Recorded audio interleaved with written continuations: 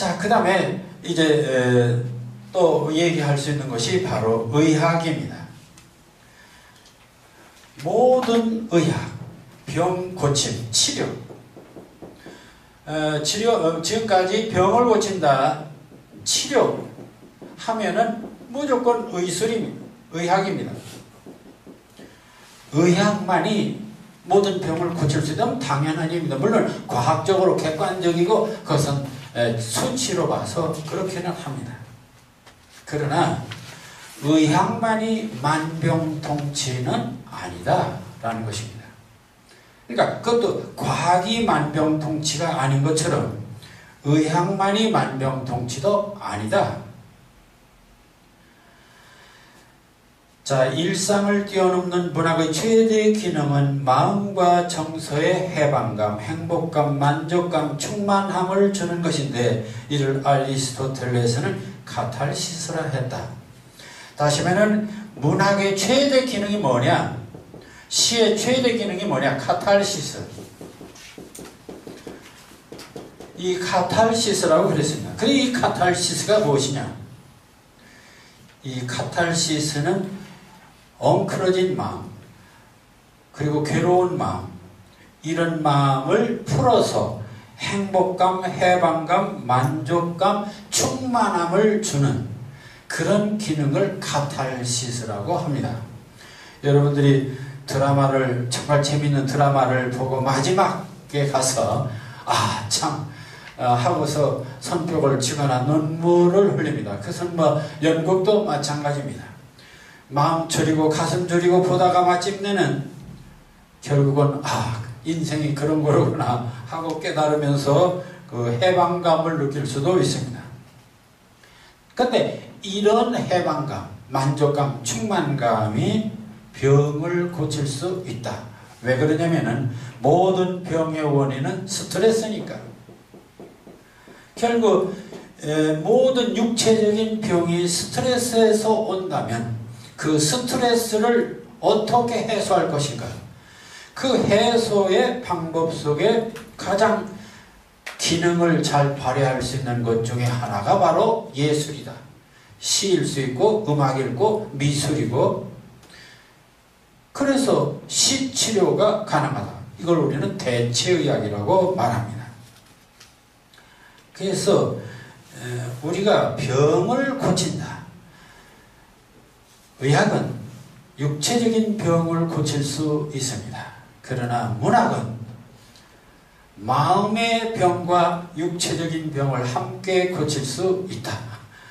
이런 물론 병을 고치는 빈도의 차이는 있을 것입니다.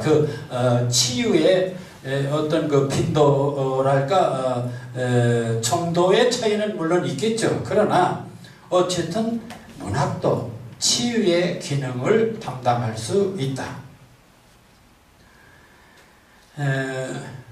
제가 이제 시를 쓰면서 인생을 살면서 저도 괴로움도 많고 안 입고 온 것도 많고 참 그럴 때 그 갈등을 많이 느낍니다.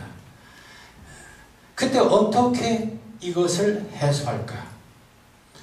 그러면서 생각한 시가 바로 나무가 되고 싶다입니다. 나무가 되고 싶다. 나무가 되어 바람에 흔들리거나 양지바른 산자락에 앉아 시나 몇 줄 쓰고 싶다.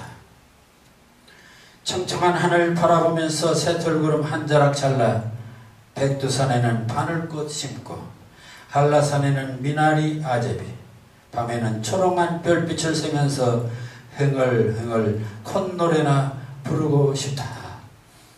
초극 초월 가지는 꺾여도 좋다. 허리는 풀어져도 좋다. 잎들이 떨어져 너에게 짓밟혀도 좋다. 봄이면 속살이 돋고 여름이면 또 꽃이 피는 것을 꺾어지면 어떠리 풀어지면 어떠리 짓밟히면 어떠리. 저는 가끔 이 시를 제 스스로 읽어가면서 스스로를 자위합니다. 그러고 나면 세상 부러울 게 없어요. 그거 다 초극한다는 것이죠. 현실에 집착하다 보면 괴로워요. 그러니까 아예 그냥 벗어나는 거예요. 뛰어넘는 거죠. 자, 그래서 그 뛰어넘는 방법으로 우리는 현실에서 상상으로 뛰어넘게 됩니다. 시 또는 문학 그리고 예술은 어떤 존재를 객관적으로 과학적으로 이성적인 방법으로 설명하는 세계가 아니라 지금까지 주관적이고 감성적이고 정서적인 방법으로 감동하게 하는 세계라고 했습니다. 그리고 그러한 감동은 구체적인 것입니다. 여기에 구체적이라는 어떤 존재를 감각적으로 체험하도록 하는 것입니다. 구체적이란 말이 무슨 소리냐? 그냥 이해하도록 하는 게 아니라 느끼도록 하는 것이죠. 그래서 우리는 보여주는 방식이다 이렇게 말하기도 합니다. 따라서 모든 예술 행위는 바로 어떤 생각이나 심정을 구체적인 어떤 사물이나 사건을 예를 들어서 보여주는 것입니다. 이게 바로 시입니다. 그러니까 예를 들어서 보여주는 것, 그게 구체적이고 예를 들어서 보여주는 것, 그걸 비유라고 말하고 그것을 메타포라고 말하는 것입니다. 그러니까 시인은 예를 들어서 잘 보여주는 사람입니다. 교회에서 목사님이 설교를 잘하는데도 어떤 사람이 잘하냐? 예를 잘 드는 사람입니다.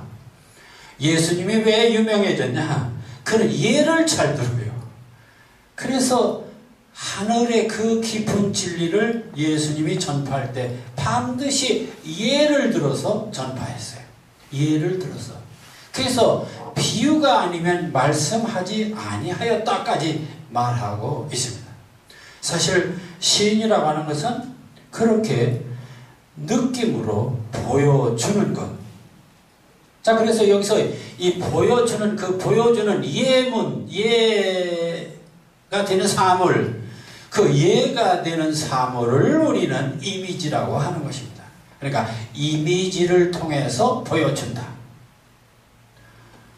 그리고 그 이미지를 통해서 보여주는데 그 이미지를 끄집어내는 생각을 우리는 상상이라고 그래요. 그래서 시인은 늘 예를 들어서 보여주는 그런 일들을 합니다. 그리고 예를 들어서 보여주는데 그 예를 들려면 반드시 예물이 있어야 될 거 아닌가요? 너는 전봇대 같다 하면 전봇대가 하나의 예죠. 너는 부처님 같다. 부처가 예입니다. 너는 달덩이 같다. 달이 바로 예입니다. 그러니까 그 예를 들어서 보여주는, 그래서 상대방으로 하여금 구체적으로 느끼도록 하는 것이죠. 자, 그러니까 이것은 현실에서 그것이 결국 예를 들어서 보여주는 그 행위가 하나의 일종의 상상입니다. 이미지를 통해서 보여주기 때문에 골짜물이 이렇게 조잘되며 흐르는데 바위들에게도 귀가 있을 거야. 바위들에게도 귀가 있을 거야. 자, 이게 바위에다가 귀를 갖다 붙여. 그 귀가 하나의 이미지입니다. 그런 생각을 한 게 상상이고요. 그래 시인은 자, 골짜물들이 저렇게 조잘조잘 흐르는데 그 옆에 있는 바위, 그 골짜물을 듣고 있는 바위, 틀림없이 그 바위에게는 귀가 있을 것이다. 자, 이건 하나의 상상이죠. 그러나 우리는 바위 덩어리에 귀가 하나 붙는다. 네, 이게 하나의 이미지입니다. 그리고 이런 식으로 생각하는 게 바로 상상이다라는 것입니다. 산나리가 이렇게 예쁘게 웃어주는데 나무들에게도 정말은 눈이 있을 거야. 그래서 나무에다가 눈을 붙이는 것, 눈이라고 하는 이미지를 곁들여서 보여주는 것입니다. 자, 그래서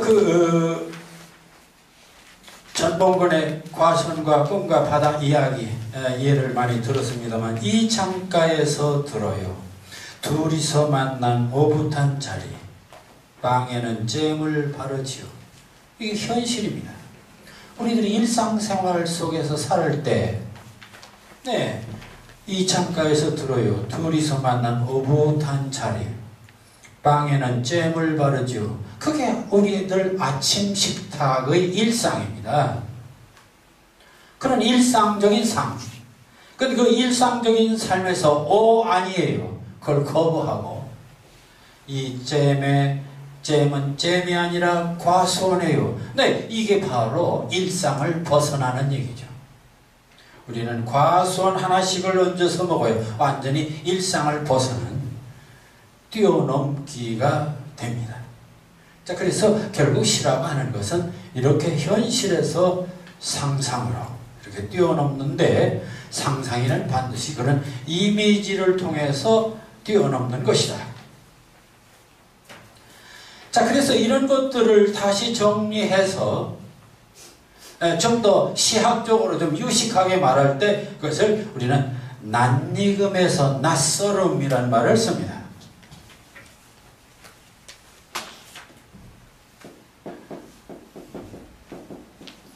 낯익음에서 낯설음. 이 러시아 형식주의 비평가 시클로브스키라는 사람이 도대체 문학이 문학다운 게 뭐냐?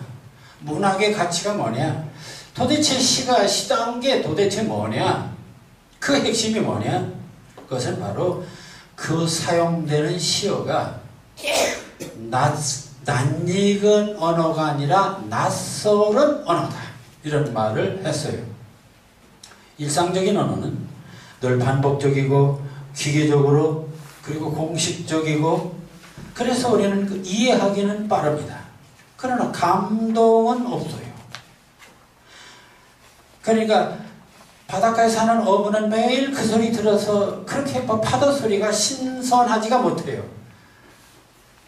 그러나 도시 있는 사람들이 어쩌다가 바닷가에 가서 파도 소리 들으면 아주 신선해요.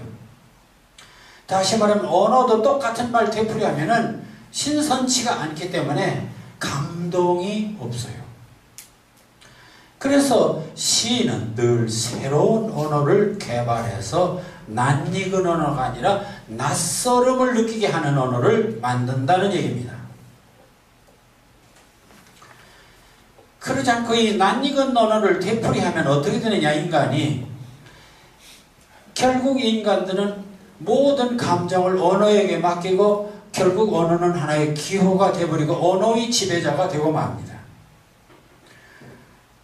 자, 인간과 사물, 인간과 인간 사이에 기호만 존재하게 될 때, 그래요. 요즘 그래서 세상 그냥 어찌 보면 다 공식적이고 그냥 형식적이죠. 그것은 시세계가 아니라 수학이고 과학이고 산문이다. 추상적인 개념과 습관적이고 기계적인 생활만 존재하는 삶이란 이미 창조적인 인간이 아니고 기계나 동물이나 다를 바가 없는 비인간화의 무의미한 세계일 뿐이다. 달달 무슨 달, 쟁반같이 드문 달, 어디 떴나, 남산위에 떴, 이거 잘하는 얘기지만 이런 식으로 씻어가지고는 아무 재미가 없습니다. 지루해요. 다시 보면 달을 노래하라니까는 달달 무슨 달, 쟁반같이 드문 달 이러고 해봐야 그것은 너무 울거먹어서 아무 재미가 없습니다. 자, 그것을 우리는 죽은 메타포, 죽은 비유라고 그리 말합니다.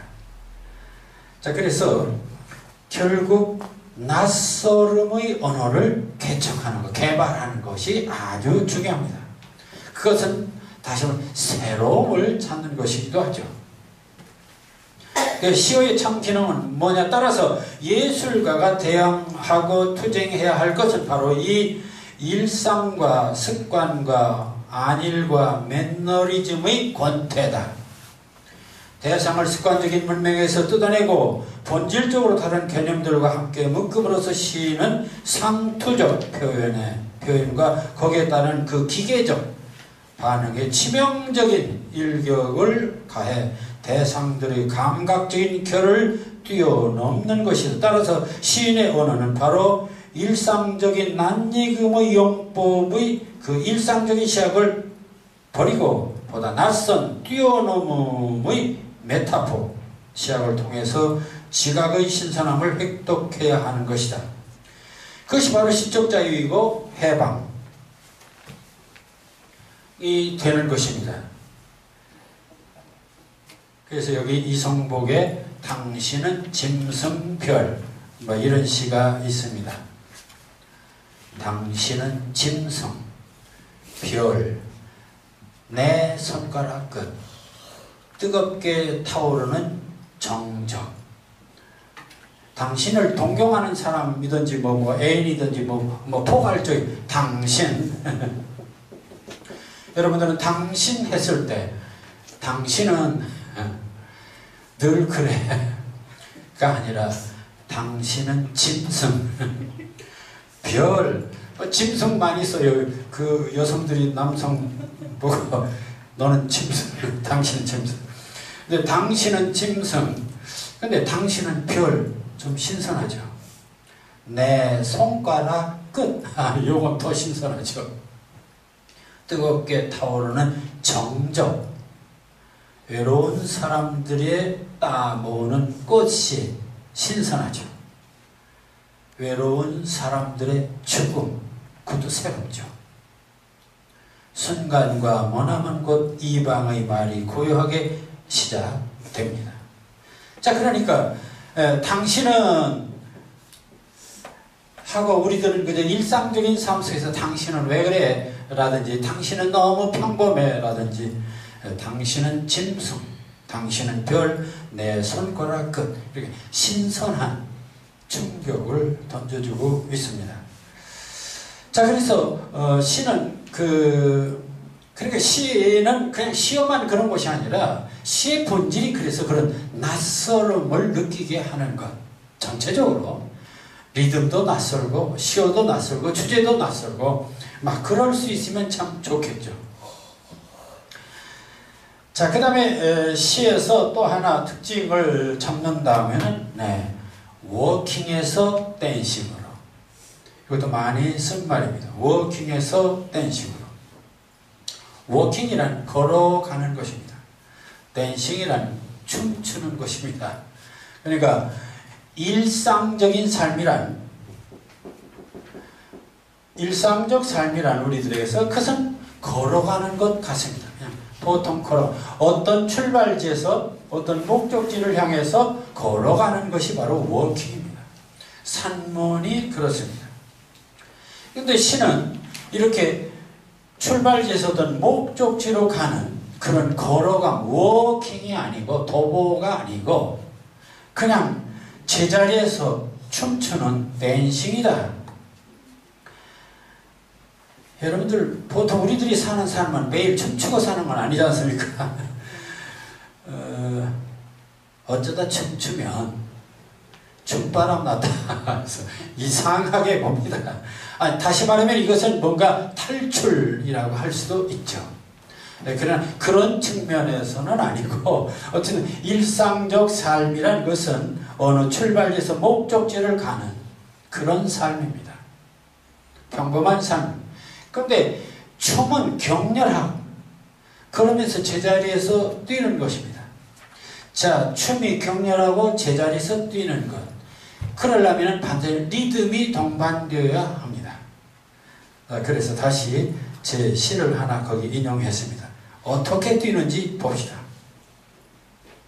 내 안에 내가 있고, 내 안에 내가 있고 반복되네요.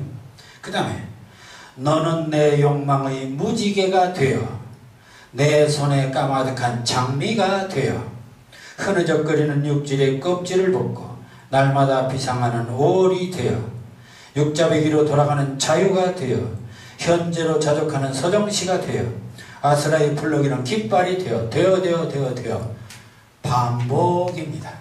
어디로 가는 것이 아니라 제자리에서 뛰고 있습니다. 아닙니까? 그래서 시는 이렇게 진동하는 것, 어떤 목적지를 향해 가는 것이 아니라 그 자리에서 뛰는 거예요. 뛰되 똑같은 말로 뛸 수도 있지만 다른 말로 뛸 수도 있죠. 그래서 무지개가 되어 장미가 되어 껍질을 벗고 5월이 되어 자유가 되어 서정시가 되어 깃발이 되어 다 제자리에서 뛰는 것입니다.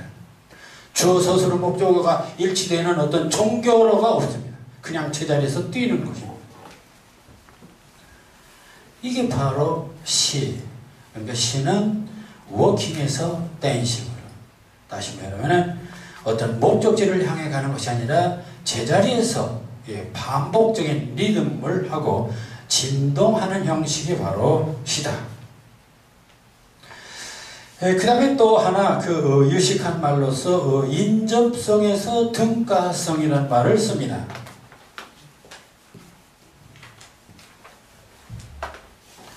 이 인접성에서 등가성이라는 말이 조금 어렵습니다. 그런데 이제 이 말은 산문과 시가 어떻게 다르냐를 결정적으로 얘기해주는 열쇠이기도 합니다.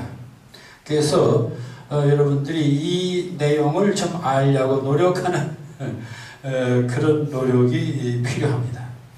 인접성, 말하는데 인접성 또는 접촉성,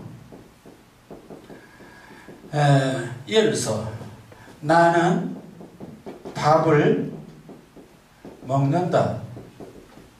이런 문장, 우리가 글을 쓰려면은요, 글을 쓰려면 반드시 주어, 목적어, 보어, 서술어 이렇게 씁니다. 주어, 목적어, 보어, 서술어 이런 거. 그러니까 나는 목적어, 밥을 먹는다 이렇게 쓰는 게 이게 산문입니다. 이 산문의 구조를 보면은 나는 밥을 먹는다. 그러면 나하고 밥 사이의 관계가 어떤 관계냐? 동등한 관계는 아닙니다. 다만 나하고 밥하고 관계가 있어요. 관계가 있습니다. 여러분들이 문장을 쓸 때 첫 단어하고 그 다음 단어하고 그 다음 단어 한번 보세요. 일기를 쓰거나 수필을 쓰거나 소설을 쓰거나 뭘 써도 마찬가지입니다. 보면은 반드시 앞 단어하고 뒷 단어하고 연관이 있습니다. 그러나 그 연관은 나는 밥을 먹는다. 나하고 밥 사이에 관계가 있습니다. 먹는다도 관계가 있습니다. 이런 것을 인접성 또는 접촉성이라고 또 인과관계라든지 이렇게 말합니다. 그러니까 문장 구조를 보면 산문은 반드시 단어와 단어 사이에는 어떤 인접성의 관계가 있다. 그런 것입니다. 이게 바로 모든 산문의 원리입니다. 그런데 시는 어떠냐? 시문장은 어떠냐? 시문장은 나는 밥을 먹는다. 이런 인접성의 관계가 아니라 이것과 이것이 등가성의 관계다. 등가성의 관계다. 그 예를 거기에 이렇게 예문을 들었습니다. 분수처럼 흩어지는 푸른 종소리.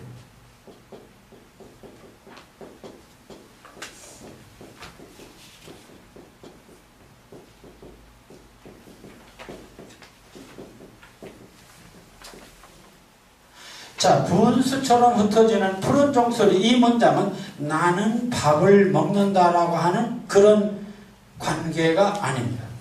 자, 분수처럼 흩어지는 푸른 종소리.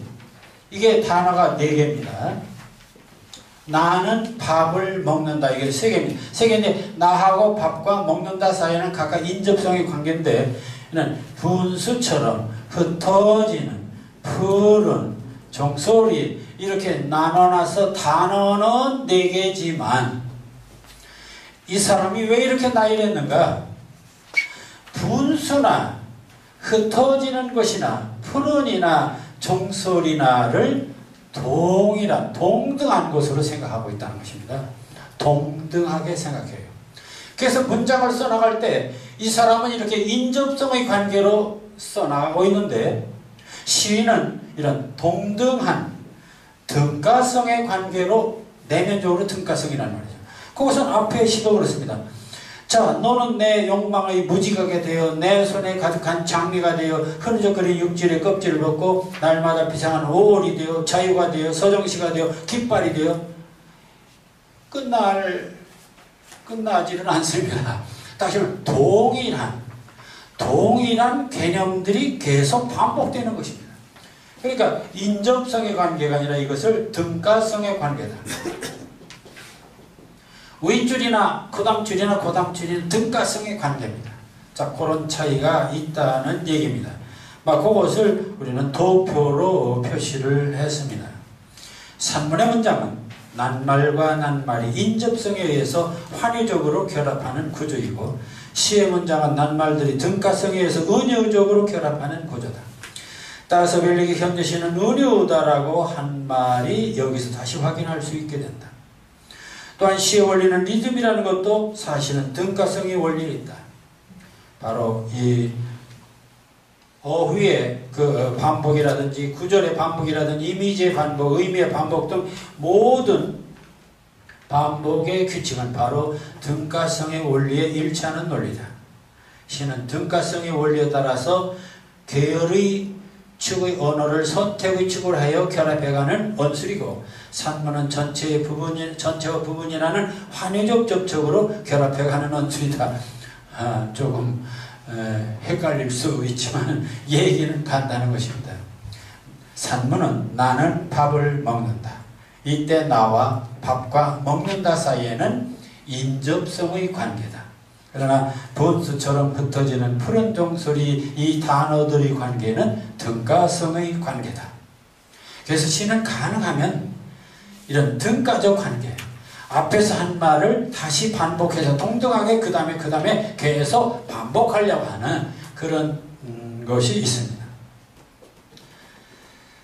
자, 이렇게 얘기해서 지금까지 시는 일상적인 어법이나 일상적인 삶에서 뛰어넘어서 문장법도 뛰어넘고 삶도 뛰어넘고 생각도 뛰어넘는다는 것을 알았습니다. 자, 그럼 그렇게 해서 뭐 하자는 것이냐? 뛰어넘어서 뭐 하자는 것이냐? 이게 또 중요하죠. 뛰어넘기만 하면 되느냐? 그럼 뛰어넘기만 하면, 망둥이처럼 뛰어넘기만 하면 그것은 무질서일 수 있죠. 그래서 그 뛰어넘는 목적이 뭐냐? 바로 그게 11번에서 얘기하는 통합에서 구원으로. 메타포는 다시 말하면 뛰어넘기는 분열에서 통합이라고 했다. 이성과 과학은 세상을 분열시키지만, 그 위에 10번입니다. 분열에서 통합을 먼저. 자, 메타포란 말은 오버와 퀘링이라고 했습니다. 기존의 세계에서 새로운 세계로 옮기는 것이라는 뜻입니다. 여기서 옮긴다는 말이 또 다른 분열과 혼란으로 오해될 수 있는데, 시에서 메타포의 본질은 분열에서 통합으로. 예컨대 내 마음은 호수요. 자, 그랬습니다. 원유에서 내 마음은 호수요. 자, 이런 어법을 썼을 때 이게 뭐냐? 마음은 호수다라고 했을 때 이것은 마음과 호수는 원래 분리되어 있던 것입니다. 그렇지 않습니까? 마음은 심리적인 것이고 호수는 물리적인 것입니다. 떨어져 있던 것이죠. 그런데 내 마음은 호수에 함으로써 마음과 호수가 통합되는 것입니다. 인생은 나그네 길. 나그네하고 인생은 별개입니다. 그런데 그걸 같이 길을 붙일 수 있습니다. 하나님은 나의 목자시니 하나님하고 나하고 하나님하고 목자하고는 전혀 다른 거예요. 하나님은 절대자하고 목자는 지상에서 양치기예요. 그런데 하나님은 나의 목자시니, 그래서 이 분열된 분리된 관계를 하나님과 목자를 일치시킴으로써 통합시키는 것이죠. 그러니까 분열된 세계를 통합시키는 것. 자, 그대는 보름달, 보름달하고 그대는 별개입니다. 보름달은 별이고 그대는 그대예요. 그런데 그대는 보름달하면서 보름달과 그대를 통합시키는 것. 그러니까 시는 뭐냐? 뛰어넘은 것 같지만 그 뛰어넘어서 뭘 하자는 것이냐? 서로 나누어진 것을 합치는 것입니다. 이게 바로 시정신이고 시의 목적입니다. 자, 그래서 이성적인 사고, 과학적 사고는 사물을 분석하고 구별해서 너와 나를 분리하는 것이고, 문명 어떠한 모든 사물을 기화, 상징화해서 모든 존재를 시어의 정서적 관계가 상실되고 주체와 타자, 서로 분열되는 거예요. 그래서 서로 분열되니 서로 소외되고 괴롭고 경쟁하고 싸우고 그런 것들이 바로 일상의 세계고 세속의 세계입니다. 그런데 그것을 통합, 조정하려는 대신에 뛰어넘어서 그래서 메타포는 이처럼 신과 인간과 자연이 분열되고 소외된 정신적 절망에서 너와 나, 주체와 타자의 화해와 통합을 통한 에덴의 세계, 낙원의 세계, 바로 그것을 꿈꾸는 것이 바로 시입니다. 그런 점에서 시는 하나의 구원의 세계를 지향하는 지상의 종교다 이렇게 말할 수도 있다는 얘기죠. 이는 먼 해와 달의 속에, 자, 꽃을 두고서 이는 먼 해와 달의 속삭임, 꽃하고 해와 달이 통합되고 있죠. 비밀한 울음, 한 번만에 어느 날 아픈 피 흘림, 먼 별에서 별에로 길섭이에 떨어진 다시는 못 돌이킬 엇갈린 핏방울. 그래서 이 꽃을 이렇게 해와 달과 핏방울로 통합시키고 있습니다. 자, 그래서 메타포는 분열에서 통합이라고 했습니다. 이성과 과학은 세상을 분열시키지만 시의 상상과 메타포는 분열된 것들을 감성적으로 통합하는 작업이 됩니다. 통합은 대결이 아니라 화해요, 사랑입니다. 근데 이 분열된 것을 통합한다는 이 시정시는 좋으나 솔직히 내 마음은 호수요, 내 죽이면 한개 바위가 되리다 등의 논리가 이성적으로 상식적으로는 말이 되지 않습니다. 마음과 호수가 동일할 수 없으며 죽음이 바위와 동일할 수 없는 것입니다. 그렇지 않습니까? 내 죽으면 한 개의 바위가 되리라. 죽음하고 바위하고 무슨 관계가 있습니까? 자, 그래서 아무리 상상과 메타포가 시적 방법이라고 해도 이성적으로는 도저히 납득할 수 없는 것입니다. 그래서 결국 이러한 것들을 가리켜서 이 힐라이트라는 사람은 이걸 역설이다, 역설. 사실 시에서 사용하는 내 마음은 호수요. 무슨 호수냐 이거요. 마음은 마음이고 호수는 호수다. 하나님은 나의 목, 하나님은 하나님이고 목자는 목자지 무슨 소리냐 이거. 자, 이렇게 이성적으로 생각하면 도저히 말이 안 되는 것입니다. 그런데 이 말이 안 되는 것을 그 속에 진실이 있다고 믿는 것, 그 역설을 믿는 것이 바로 종교에서 신앙입니다. 종교에서 신앙입니다. 이 우주 만물을 다스리는 하나님이 계시다. 본 일이 있습니까? 과학적으로 이성적으로는 도저히 말이 안 되는 소리입니다. 그런데 있다고 믿는 것, 이거 역설입니다. 과연 예수님이 우리 죄를 대신해서 십자가를 달렸다, 이게 논리적으로 맞는 얘기입니까? 이건 말이 안 돼. 모순이 모순. 근데 그 모순을 믿지 않고는 기독교적 구원이 불가능합니다. 그럼 구원이란 무엇이냐? 이게 정말 중요한 거예요. 구원이란 무엇이냐? 정말 우리가 진짜 자유로우려면은, 진짜 해방감을 느끼고 진짜 자유로우려면은 이런 역설조차도 신뢰할 수 있는 신앙이 필요하다. 그러니까 시도 마찬가지입니다. 내 마음은 호수요. 이거 이성적으로 말이 안 된다. 말이 안 되는 이것을 오히려 믿을 수 있는 경지, 이게 바로 진정한 구원이 있다는 얘기입니다. 자, 그래서 시학에서도 상상이니 메타폰이 하는 사실을 뛰어넘는 이 모든 역설들을 단지 기계로 볼 것인가? 그것은 분열에서 통합이라는 심오한 철학적 의미를 갖는 것이며, 그렇게 봐야지 그러한 통합을 진실로 믿는 믿음의 단계에 이를 때 진정 시적으로 구원된 경지라 할 수 있다. 다시 말하면 내 마음은 호수요. 마음이 호수와 일치될 수 있다고 하는 것을